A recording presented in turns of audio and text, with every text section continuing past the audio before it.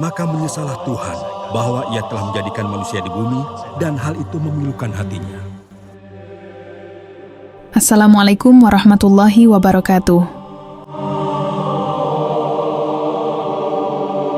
Pada pembahasan kali ini kita akan membahas sebuah tema sejarah yang sangat menarik dan sering menjadi pertanyaan banyak orang, yaitu mengapa kitab Taurat begitu sering disebut dalam Al-Quran, dan apa sebenarnya hubungan antara ajaran Islam dengan kaum Yahudi yang berasal dari garis keturunan Bani Israel. Banyak orang hanya mengetahui bahwa Taurat adalah kitab suci kaum Yahudi, sementara Al-Quran adalah kitab suci umat Islam.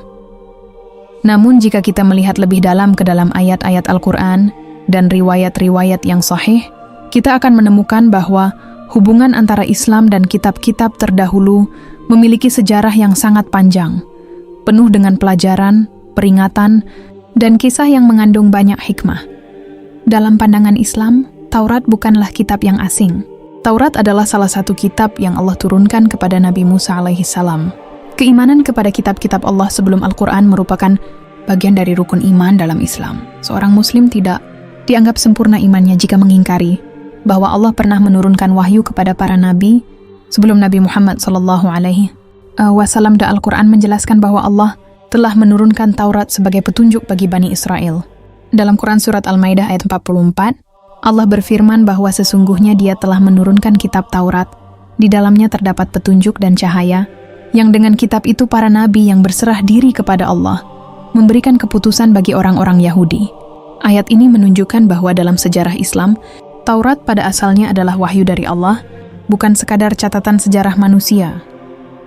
Hal yang sering tidak dipahami adalah bahwa Islam tidak datang untuk menghapus keberadaan kitab-kitab sebelumnya, melainkan datang sebagai penyempurna dan pembenar terhadap wahyu yang telah Allah turunkan sebelumnya. Al-Quran menyebut dirinya sebagai pembenar terhadap kitab-kitab yang datang sebelumnya. Dalam Quran Surat Ali Imran ayat 3, Allah menjelaskan bahwa Dia menurunkan Al-Quran dengan membawa kebenaran, membenarkan kitab-kitab sebelumnya, dan Allah juga telah menurunkan Taurat serta Injil sebelumnya sebagai petunjuk bagi manusia. Namun perjalanan sejarah Taurat setelah masa Nabi Musa alaihissalam menjadi pembahasan yang panjang.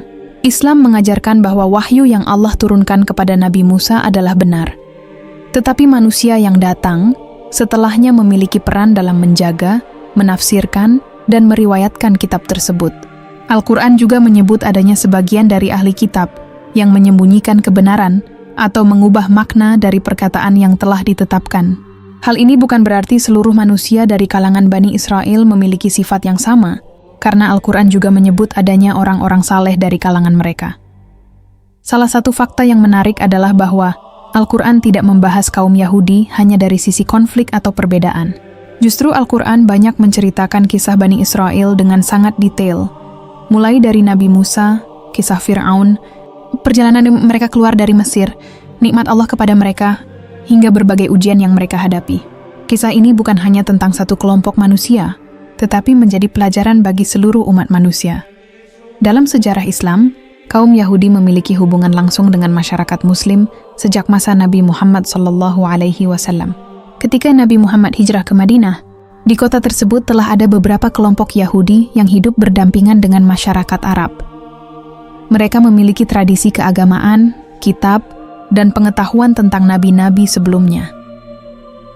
Salah satu hal yang menarik adalah bahwa masyarakat Yahudi di Madinah sebenarnya memiliki pengetahuan tentang tanda-tanda kenabian. Sebagian dari mereka mengenal konsep datangnya seorang nabi dari keturunan Ismail melalui informasi yang mereka miliki dari tradisi kitab terdahulu. Walaupun sikap mereka terhadap Nabi Muhammad berbeda-beda, ada yang menerima, ada pula yang menolak. Dalam beberapa riwayat sahih disebutkan bahwa Nabi Muhammad SAW pernah berinteraksi dengan ahli kitab. Salah satu contoh terkenal adalah ketika Nabi Muhammad bertanya kepada kaum Yahudi tentang hukum dalam Taurat terkait suatu perkara. Dalam riwayat sahih yang disebutkan dalam kitab Sahih Bukhari dan Sahih Muslim, Nabi Muhammad pernah menghadapi orang Yahudi yang datang meminta keputusan hukum, dan beliau meminta mereka menghadirkan Taurat untuk melihat hukum yang ada di dalamnya. Peristiwa tersebut menunjukkan bahwa Nabi Muhammad tidak menganggap Taurat sebagai kitab yang tidak memiliki nilai sama sekali. Beliau mengetahui bahwa Taurat berasal dari Allah, tetapi beliau juga menjelaskan bahwa Al-Quran adalah wahyu terakhir yang menjadi pembeda antara kebenaran dan kesalahan salah. Satu kismis yang sangat terkenal adalah tentang hukuman bagi orang Yahudi yang melakukan perbuatan zina pada masa Nabi Muhammad. Dalam riwayat sahih, ketika orang Yahudi datang kepada Nabi Muhammad meminta keputusan, beliau menanyakan kepada mereka apa hukum dalam Taurat.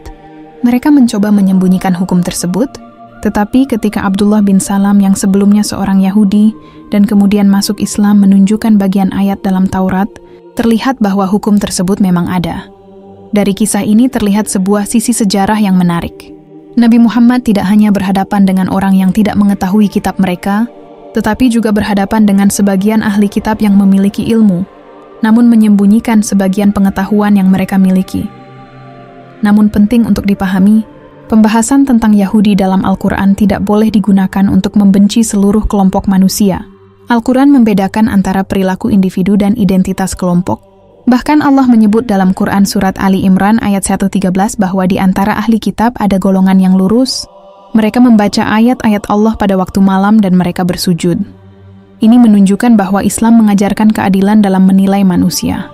Kritik Al-Quran ditujukan kepada sikap tertentu seperti penolakan terhadap kebenaran, pengkhianatan terhadap perjanjian, atau penyimpangan dari ajaran Allah, bukan kepada seluruh keturunan Bani Israel tanpa membedakan. Jika melihat sejarah lebih jauh, hubungan antara Islam dan Bani Israel memiliki akar yang sangat panjang. Nabi-nabi yang disebut dalam Al-Quran seperti Ibrahim alaihissalam, Ishak alaihissalam, Yakub alaihissalam, Yusuf alaihissalam, Musa alaihissalam, Harun alaihissalam, Daud alaihissalam, dan Sulaiman alaihissalam memiliki hubungan erat dengan sejarah Bani Israel. Bahkan banyak kisah para nabi tersebut menjadi bagian penting dalam ajaran Islam. Karena itu, ketika Al-Quran menyebut Taurat, sebenarnya Al-Quran sedang mengingatkan manusia tentang perjalanan wahyu Allah dari masa ke masa, bahwa Allah telah mengutus para nabi kepada berbagai umat, memberikan petunjuk, lalu manusia diuji apakah mereka akan menjaga amanah tersebut atau menyimpang darinya. Salah satu fakta yang sering dilupakan adalah bahwa Nabi Muhammad SAW sendiri adalah penerus dari dakwah para nabi sebelumnya. Beliau tidak datang membawa agama yang terputus dari sejarah, tetapi melanjutkan seruan tauhid yang telah dibawa oleh Nabi Adam, Nuh, Ibrahim, Musa, dan Isa alaihissalam. Dalam Quran surat Al-Baqarah ayat 136, Allah memerintahkan kaum muslimin untuk mengatakan bahwa mereka beriman kepada Allah, kepada apa yang diturunkan kepada mereka, dan kepada apa yang diturunkan kepada Ibrahim, Ismail, Ishak, Yakub, serta keturunannya, juga kepada apa yang diberikan kepada Musa dan Isa. Ayat ini menjadi bukti bahwa Islam memiliki hubungan yang sangat kuat dengan sejarah kitab-kitab terdahulu. Seorang muslim bukan hanya mengenal Nabi Muhammad, tetapi juga mengenal para nabi sebelum beliau dan menghormati wahyu yang pernah Allah turunkan kepada mereka. Namun perjalanan sejarah juga menunjukkan bahwa setelah para nabi wafat, manusia bisa mengalami perubahan dalam memahami dan menjaga ajaran. Karena itu Allah mengutus nabi-nabi berikutnya untuk mengembalikan manusia kepada jalan yang benar. Dalam perspektif Islam, kedatangan Nabi Muhammad merupakan penutup, rangkaian kenabian dan Al-Quran menjadi kitab yang Allah jaga hingga akhir zaman.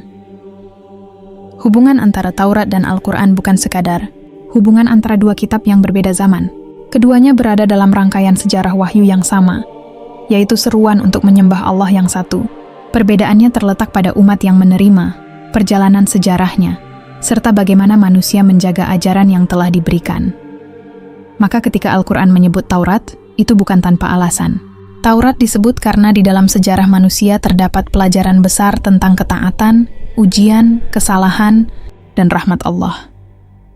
Kisah Bani Israel menjadi salah satu kisah terbesar dalam Al-Quran, bukan untuk sekadar mengenang masa lalu, tetapi untuk menjadi cermin bagi umat setelahnya.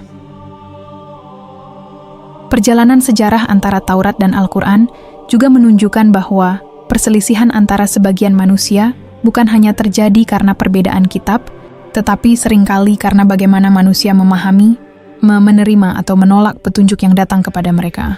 Al-Quran banyak menceritakan Bani Israel bukan sekadar sebagai sebuah kelompok dalam sejarah, tetapi sebagai contoh umat yang pernah mendapatkan banyak nikmat Allah, namun juga menghadapi banyak ujian karena sikap sebagian dari mereka terhadap perintah Allah. Salah satu kisah terbesar dalam Al-Quran adalah perjalanan Nabi Musa alaihissalam bersama Bani Israel. Mereka diselamatkan Allah dari kekuasaan Fir'aun yang zalim. Laut dibelah untuk mereka diberi makanan dari langit, dan mereka menyaksikan banyak tanda kebesaran Allah. Namun setelah mendapatkan berbagai nikmat tersebut, sebagian dari mereka tetap melakukan pelanggaran, seperti ketika sebagian Bani Israel menyembah patung anak sapi saat Nabi Musa alaihissalam pergi menerima wahyu dari Allah. Kisah ini menjadi salah satu alasan mengapa Al-Quran sering menyebut Bani Israel. Bukan karena mereka memiliki hubungan khusus yang membuat mereka selalu benar, tetapi karena sejarah mereka mengandung banyak pelajaran tentang bagaimana manusia bisa berubah ketika jauh dari petunjuk Allah. Dalam pandangan ulama Ahlus Sunnah wal Jamaah, kisah-kisah dalam Al-Quran tentang umat terdahulu adalah ibrah atau pelajaran bagi umat Islam. Seorang Muslim tidak hanya membaca sejarah untuk mengetahui apa yang terjadi, tetapi juga mengambil hikmah agar tidak mengulangi kesalahan yang sama. Hubungan antara Islam dan Taurat juga dapat dilihat dari konsep kenabian. Dalam Islam, semua nabi membawa inti ajaran yang sama, yaitu tauhid, menyembah Allah semata. Perbedaan syariat antara satu nabi dengan nabi lainnya adalah bagian dari ketetapan Allah, sesuai dengan kondisi umat pada zamannya. Nabi Musa alaihissalam membawa Taurat kepada Bani Israel. Nabi Isa alaihissalam membawa Injil sebagai petunjuk bagi kaumnya. Kemudian Nabi Muhammad sallallahu alaihi wasallam membawa Al-Quran sebagai kitab terakhir untuk seluruh manusia. Karena itu, Islam memandang para nabi sebagai satu rangkaian yang saling berkaitan, bukan sebagai ajaran yang saling bertentangan dalam hal tauhid. Fakta lain yang menarik adalah bahwa dalam sejarah Islam, banyak ulama membahas kisah-kisah dari kitab terdahulu. Namun para ulama Ahlus Sunnah wal Jamaah memberikan prinsip penting, yaitu tidak semua cerita dari ahli kitab langsung dibenarkan dan tidak semua langsung ditolak. Mereka berpegang pada petunjuk Nabi Muhammad SAW bahwa kisah dari ahli kitab harus dikembalikan kepada Al-Quran dan Sunnah. Jika sesuai dengan keduanya maka bisa diterima sebagai informasi, jika bertentangan maka ditolak, dan jika tidak diketahui kebenarannya maka tidak dijadikan keyakinan agama. Prinsip ini menunjukkan bahwa Islam memiliki sikap yang seimbang terhadap sejarah kitab terdahulu. Islam mengakui bahwa Taurat berasal dari Allah, tetapi juga menjaga umatnya agar tidak menjadikan semua riwayat dari manusia sebagai bagian dari agama. Jika kita melihat lebih dalam, penyebutan Taurat dalam Al-Quran juga mengandung pesan bahwa manusia harus selalu menjaga hubungan dengan wahyu Allah, sebuah kitab yang diturunkan sebagai petunjuk. Membutuhkan hati yang tunduk untuk mengamalkannya. Sebab masalah terbesar manusia bukan hanya kehilangan kitab, tetapi ketika hati mereka menjauh dari makna kitab tersebut. Al-Quran juga mengingatkan bahwa ilmu tanpa ketaatan bisa menjadi ujian. Seseorang bisa memiliki pengetahuan tentang wahyu, tetapi jika kesombongan menghalangi dirinya menerima kebenaran, ilmu tersebut tidak membawa manfaat. Hal inilah yang menjadi salah satu pelajaran dari sebagian kisah ahli kitab yang disebut dalam Al-Quran. Namun di sisi lain, Al-Quran juga menunjukkan bahwa selalu ada orang yang mencari kebenaran dengan hati yang tulus.